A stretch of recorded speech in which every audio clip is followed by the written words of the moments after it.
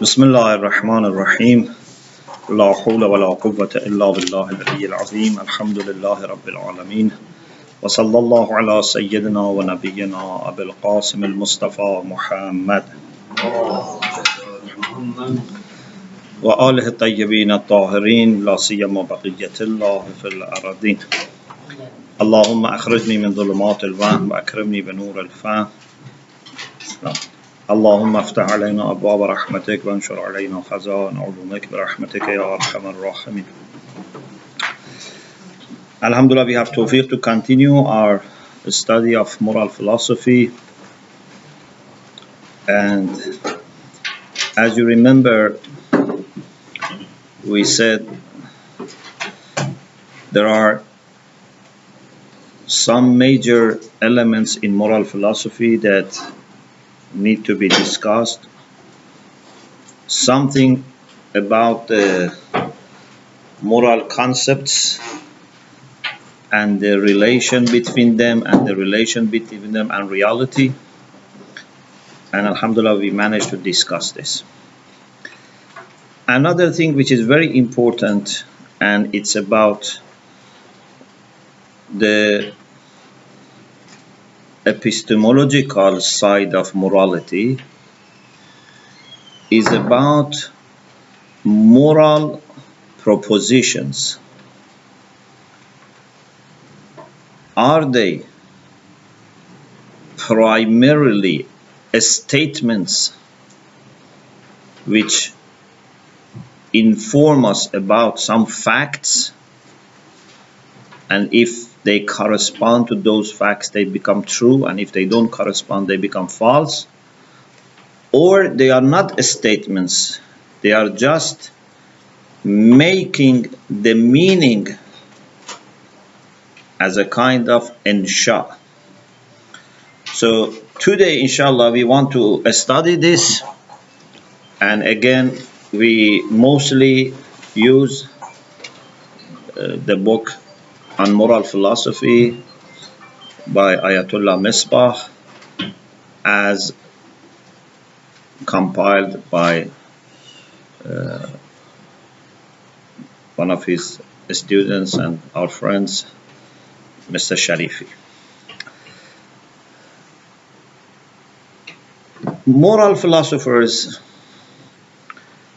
have no disagreement about the way people use moral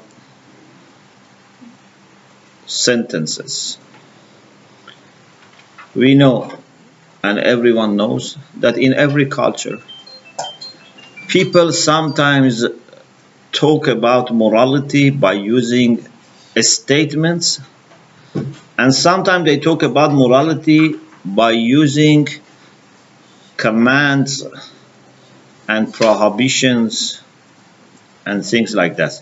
So as a matter of fact, we know that people use both ikhbar and insha to talk about morality. In every culture, sometimes people say telling truth is good or is right, and sometimes they tell the truth.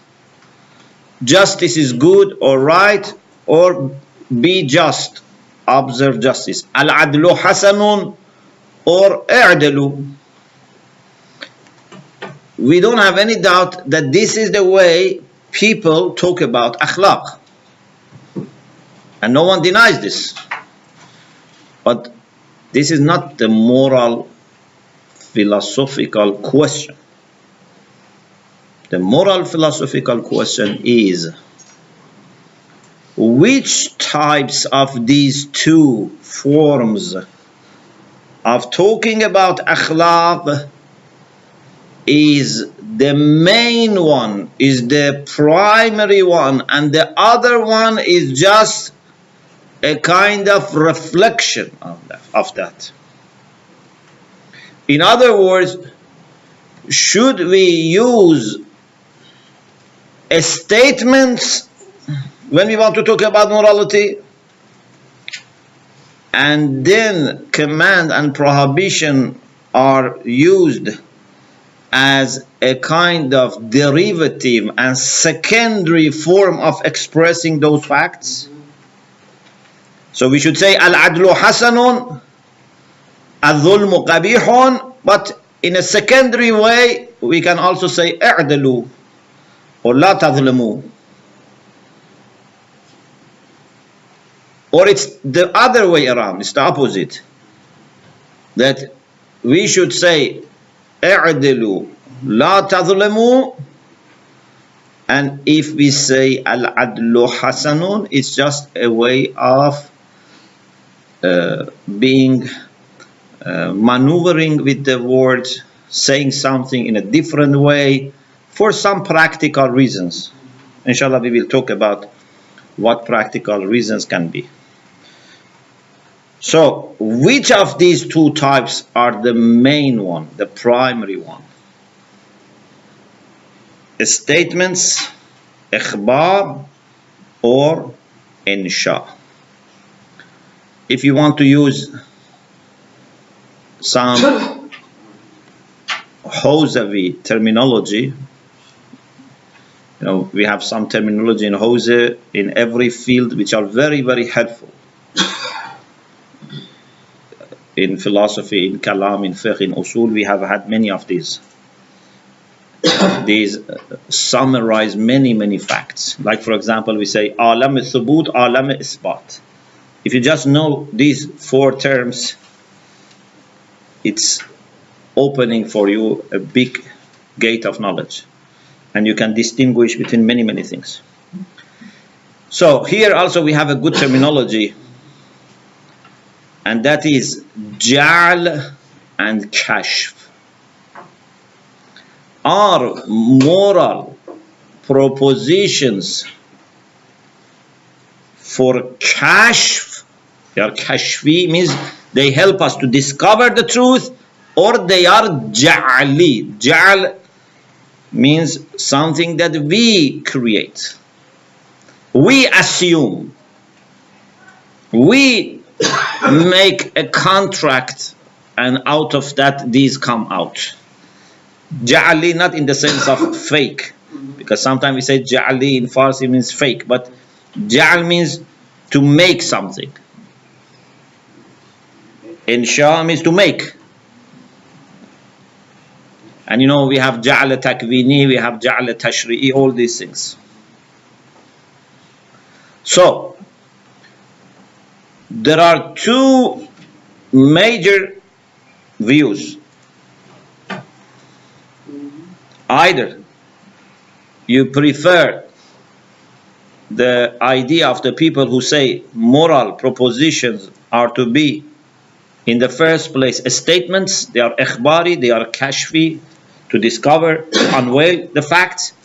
Or you say they are insha'i, they are ja'li, they are not informing about any fact. Again, to make it more clearer, if something is ikhbari, it can be true or false. If something is insha, it cannot be true or false. When you say go, come, give, take, it cannot be true or false, because you are making and initiating the meaning. There is nothing beyond these words in this sentence that you are concerned about. Yeah? When you say go, come, give, do justice, whatever we need is in this sentence. We don't need to check it against something else. But when you say al-adlu hasanun, it's different. Okay, now we can classify opinions of moral philosophers into two major categories.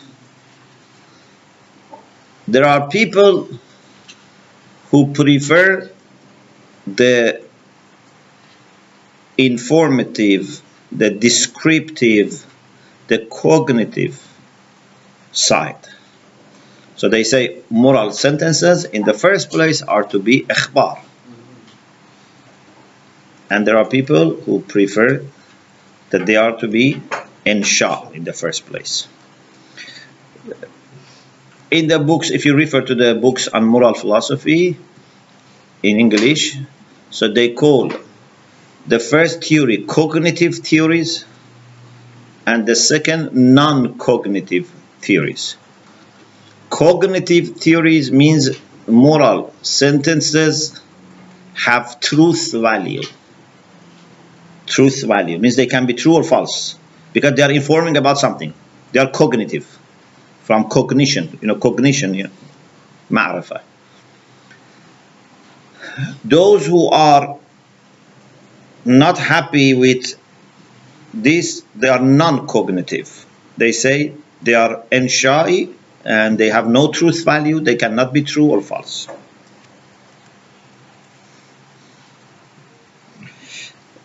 In order to be able to make a right decision here, we need to be aware of a variety of theories. So there are several cognitive theories and several non-cognitive theories. So we introduce each of them and then we would say what would be appropriate position. But before doing so, we have a quick reminder of ikhbar and insha for the people who have not yet studied this or who have forgotten this, or at least as a reminder. إن الذكرى تنفع المؤمنين. So if even a reminder would not help you, so then you have to doubt your iman. إن الذكرى تنفع المؤمنين. So at least by reminder we should be benefiting. In logic, if you remember, we said sometimes we have something which has meaning, a term which has meaning, and sometimes we have a term which has no meaning. Lafz musta'mal, lafz muhmal. Sometimes something has no meaning. For example, in Sharh Amsaleh, we had this days and Zayd. Zayd has meaning, but days is the opposite of Zayd, has no meaning. Okay? So sometimes you can put letters, but they have no meaning. They are muhmal, means absurd, no meaning. But sometimes there is meaning. If there is meaning, it's either mufrad or murakkab. Mufrad means simple. Murakkab means compound. Mufrad, like in one word. Murakkab can be 2 words, 3 words, or more. Murakkab by itself is either tam or naqis. Compound word can be tam, complete, or naqis, incomplete. What is tam? Who remembers? Deliver something. Pardon? You deliver something. Funny. You deliver something which would be okay if you after that become silent, or for the listener is okay to be silent. يصح السكوت عليه. The speaker can be silent. No one says, okay, what happened? For example, if you say, if you see so and so, then you are silent. People say you are not to be silent now. Still, something is incomplete, something has to come. And also the listener would not be silent. The listener will question you.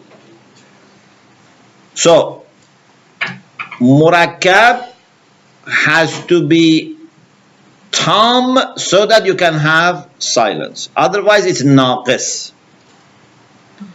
So, lafz if it is murakkab, and if it is tam, it is called kalam.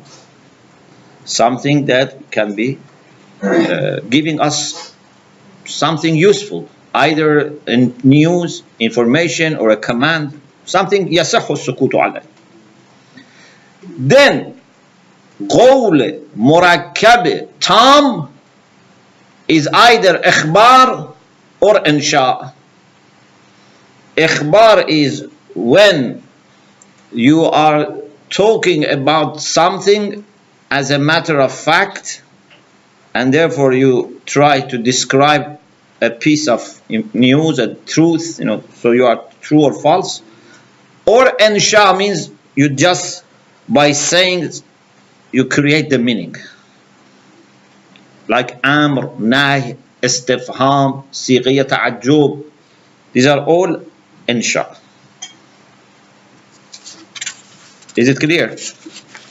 So this is just a reminder. Now we want to go back to our discussion about moral propositions. Those which are descriptive ethicists, those who believe in descriptive theories, they prefer the idea that moral propositions are all statements. And even if they are said as command or prohibition, that is secondary. That is a kind of rephrasing it. Okay? Otherwise, they are descriptions. I mention the second view because maybe the second view needs more introduction, and in the book also the second theories, second group of theories are mentioned first. And those are the people who are not descriptive, and they say we are just creating the meaning. One group of these people are the people that are called imperativist. Imperativist, or in Farsi we say amrgira. Imperative means they believe that akhlaq is a matter of commanding, to say you must do things or not do things. There is no matter of concern about reality, outside world, because there is no such a thing as akhlaq. Akhlaq is not something like chemistry or physics or biology that a scholar tries to discover and then describe. Akhlaq is a matter of command. For example,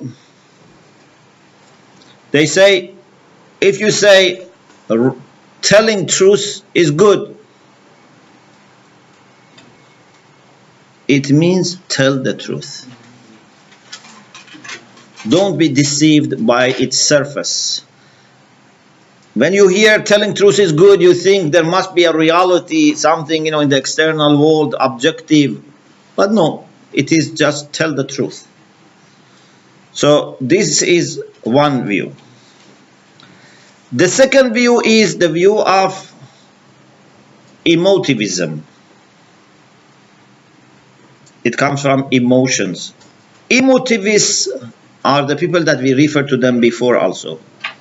These are the people who share with the first group, imperativists, the fact that akhlaq is not a matter of facts, it's not a matter of objectivity or reality.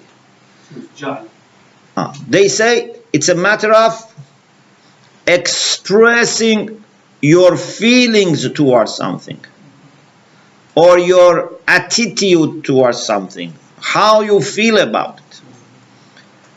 If someone says, I like tea,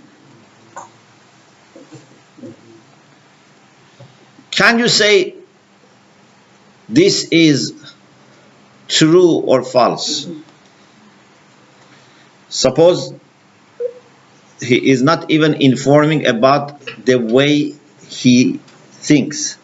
Because yes, if for example I don't like coffee or tea and then I say I like tea or coffee, this is false. But I'm not talking about that sense. In the sense that someone feels happy with coffee or tea. Someone gets joy when drinks tea or coffee. Can you say this is true or false?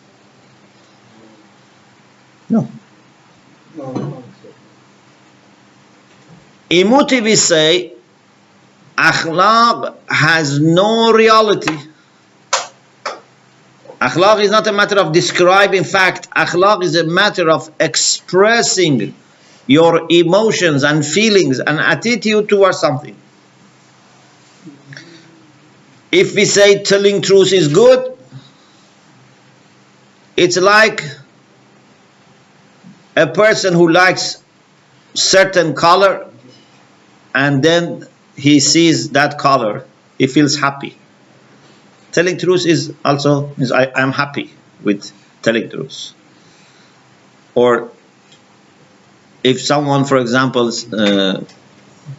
doesn't like something like, breaking promise, says this is bad, means I feel bad about it. And you can say I feel good about it. So there is no need to disagree. We have beautiful discussions about this in ethical relativism. One reason why people tried to come up with these ideas was to explain why we have so much of moral disagreements. And they try to say we have moral disagreements because there is no fact. This is one way of saying, because there is no fact and people just express their feelings.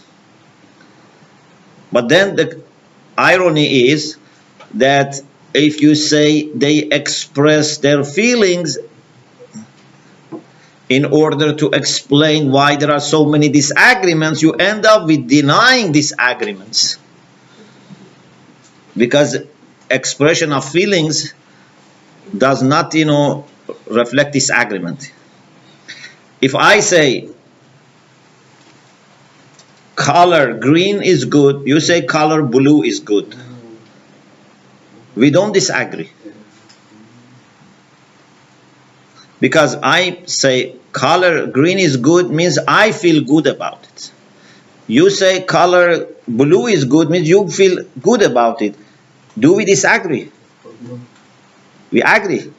I don't deny that you feel good about blue and you don't deny. So there is no disagreement here. So they are not able to explain actually disagreements. They just solve the problem by erasing the problem. Inshallah, if we get chance to talk about ethical relativism, we can talk about it. So emotivists say akhlaq is just a matter of expressing your feelings and emotions.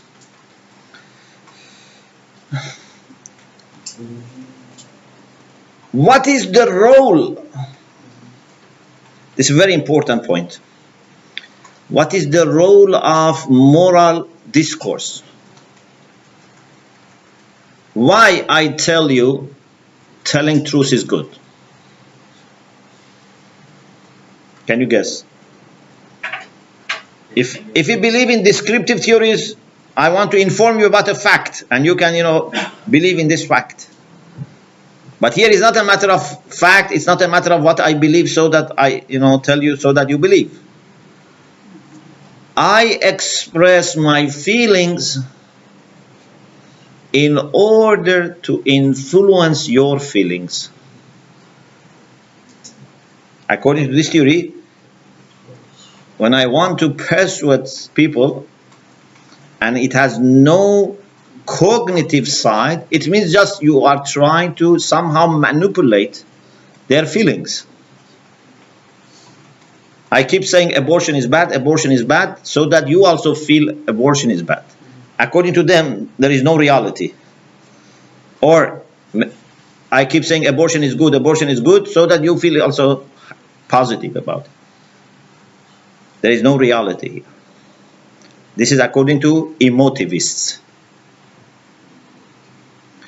The third view is prescriptivism. Prescriptivism. This is what we call in Farsi tawsiya gerai, tawsiya, prescription. It's different from description. That was opposite, yeah? We have descriptive theories. Now we are talking about non-descriptive theories. One was imperativism, the other was emotivism, and third is prescriptivism. Prescriptivism means akhlaq is a matter of prescription, advice. You ask me, what should I do? I say, tell the truth. Keep your promise. But according to them, I am not informing about any facts or reality. I am just giving you a prescription.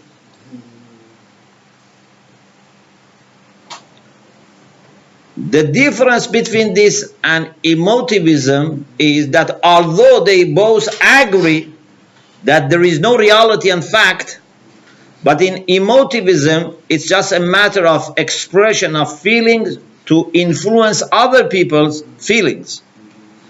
But here, it's more than that. When someone comes to you and says, give me an advice, he doesn't mean influence my feelings. Yes? So for example, someone wonders, whether she should abort her child or not, and comes to you as a moral, scholar and asks for advice.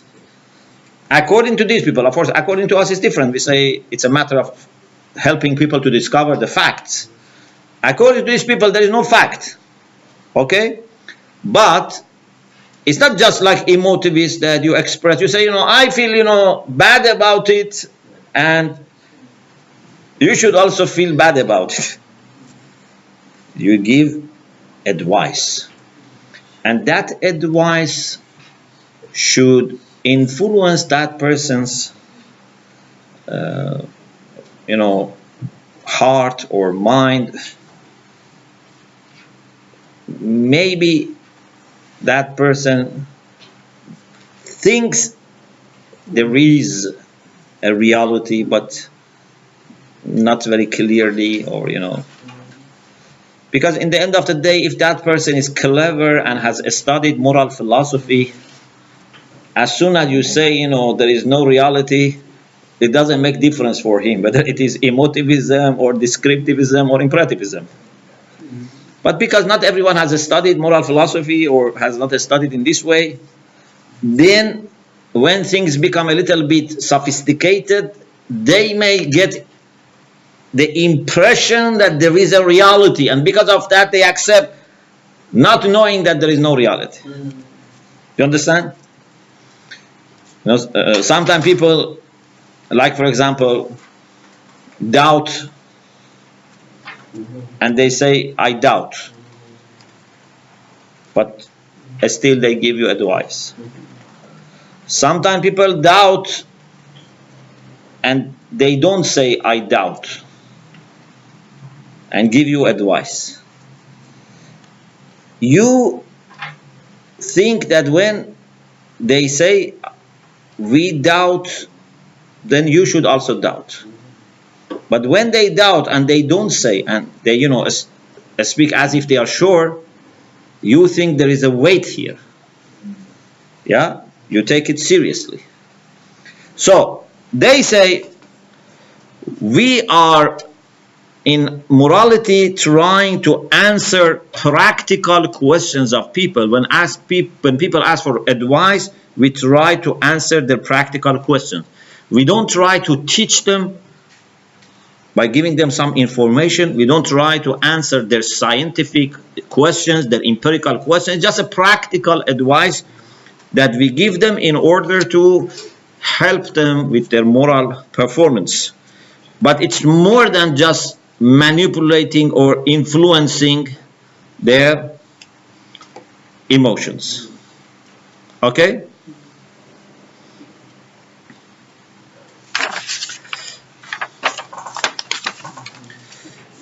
The next view is the fourth theory, of which category? Non-cognitive theories. This is the view of people who say akhlaq is a matter of agreement, a matter of making a social, for example, contract for practical reasons. For example, like the view which is seemingly expressed by Allama Tabatabai. You know, Allama Tabatabai in Usul Falsafe wa Rabesh Realism, Principles of Philosophy and Method of Realism, which is published in 5 volumes with the footnotes of Ayatollah Mutahari. Of course, volume 4 was not published for a long time because it was difficult. What Haraka and Ayatollah Mutahari had discussion with Allama Tabatabai. But later, after his martyrdom, it was published. So, in the second volume of Usul Falsafe wa Rabesh Realism, Allama Tabatabai talks about akhlaq as being i'tibari. And this has led to many discussions. And because he has passed away, so many of these discussions are, after his demise, so it's not possible to check with him, The way he seems to think about akhlaq based on usul falsafa wa ravish realism shows that akhlaq is not factual. Akhlaq is not descriptive. And this is not the way he talks about it in Al-Mizan or other places, but here in this book, in philosophy, he talks about it in this way, that we need to have some arrangements in society for having order and stability and good relations in the society. So we agree on something as good or something as bad, but there is nothing beyond this. Many people say this cannot be Allama's view for himself. Maybe he wanted to say this as the minimum that people can think about akhlaq, because this would lead to relativism. This would lead to many problems. Maybe Allama wanted to talk as a bottom line for akhlaq, that at least it is something that we can agree on it for practical reasons. Even if you are not a Muslim or a believer, still we need akhlaq for our social life. I think we don't need now to discuss that particular point, whether Allama said this or not. Let's look at the idea. Whoever says this, the idea has to be evaluated. If someone says that akhlaq is based on our ja'l, our decision to come up with certain rules, we decide. If we have a democratic culture, people decide. Or if there is, I don't know, some parliamentary system, for example, like old, Athens, maybe they decide. or maybe the elite decide and people accept, or maybe the people who have power and authority, if there is a monarchy, for example, whatever is the way of decision making in that society, it's not that much affecting. The main thing is someone or some group with authority, they decide. They consider what is better for our society or for our group or our party or for me, and then they make that decision. For example, maybe they see slavery is good for them because they need manpower, labor. They see slavery is good. Maybe they don't need slaves and labor, and they think it is not fair, so they say slavery is bad. But there is no fact against which we can check these two views. Actually, both of them can be okay. The maximum is you can say whether it was a proper decision or not. Like, for example, if you remember about Ensha, I told you this. If a person says, give me money, yeah, he sits outside masjid, night of Jummah, and says, please give me money. We cannot say this is true or false, because this is Ensha. You cannot say to him that I know you have lots of money, you are a liar. He says, haven't you studied logic? I didn't say I am poor. I just said give me money. I am not a liar. If you studied logic properly, you knew that I didn't say I am poor. I just said give me money. We can say, yes, you are not a liar because you didn't say anything false. But if you are not poor, it's not appropriate to sit outside masjid door and say, give me money. Because this indirectly implies that you are in need of money. So we don't say you are a liar, but we can say you are dishonest. You are cheating. You get? So, whoever believes in akhlaq as a matter of jal and i'tibar, there cannot be any saying of you are right or wrong, but we can say your jal was not appropriate. You shouldn't have done this, made this decision, because it has led to bad consequences. For example, you decided that slavery is good, but you had only short-term interest in mind. You shouldn't have made this decision. You cannot say true or false, but you can say appropriate or not appropriate. Please tell me what's the meaning of i'tibar, please. I'tibar has many meanings. If you understand what i'tibar means, you can graduate from first level of Hawza.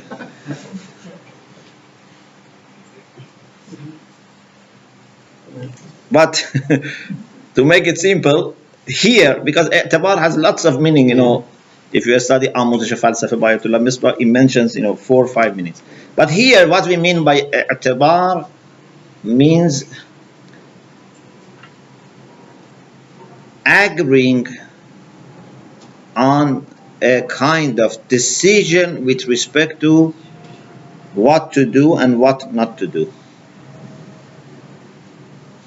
Okay? We just decide, whether through agreement or through a command coming from top, We just decide about something without bothering about any fact, because there is no fact here. This is i'tibar here. But one meaning of i'tibar is what we use in ma'qulat al-thani. That is also i'tibar. We say they are i'tibari. One meaning of i'tibari is in حقوق, in ilm al-qanun, in law. So there are many different meanings. Then we have a set of theories that are quite opposite to these four.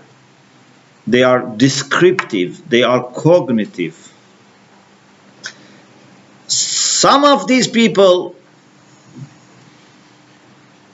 so you have to understand differences among cognitive people.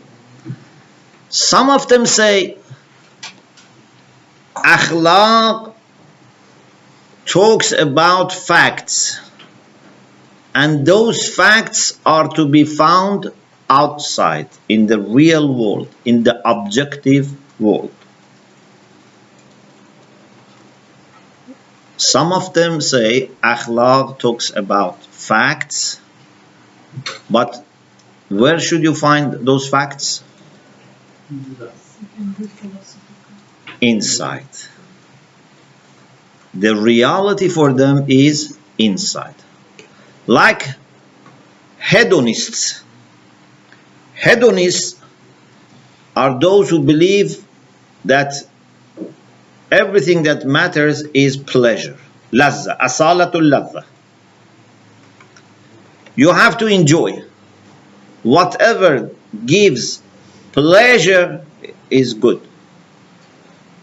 And if there are two things and you have to do one of them, or doing gives pleasure and not doing, you should find what one gives greater pleasure, or the least pain. Greater pleasure or less pain. Yeah? But where is to find, where can we find pleasure and pain? Inside. So if something makes me internally happy and, pleased, that is good.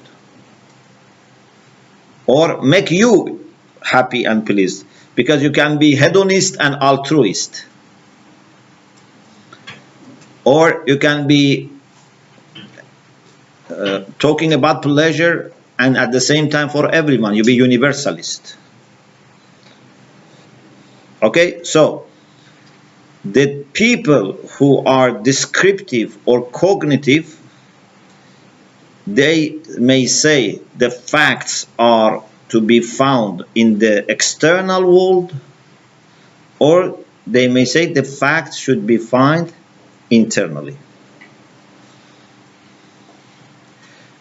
Now we refer to some of these people. One of them you are already familiar with. G.E. Moore. When we were talking about concepts, we said he is a very strong believer in the fact that good, moral good and moral bad are real, and they are basic. You cannot define them by anything else, but they are real, and we directly understand them through intuition. Remember we talked about G.E. Moore. So for someone like Moore, akhlaq is descriptive, is cognitive, because there is a reality about akhlaq, and we directly understand it by our intuition. If you ask further, if you ask for definition, say no, no definition. You remember we talked about this. There are also other people who, as you remember, try to define. We had naturalists, and naturalists were sometimes, themselves either using, psychology or, biology and so on and so forth. So there can be different groups who think akhlaq has a basis in reality, and then they may nominate different kinds of reality and different ways of assessing that reality. What is our position?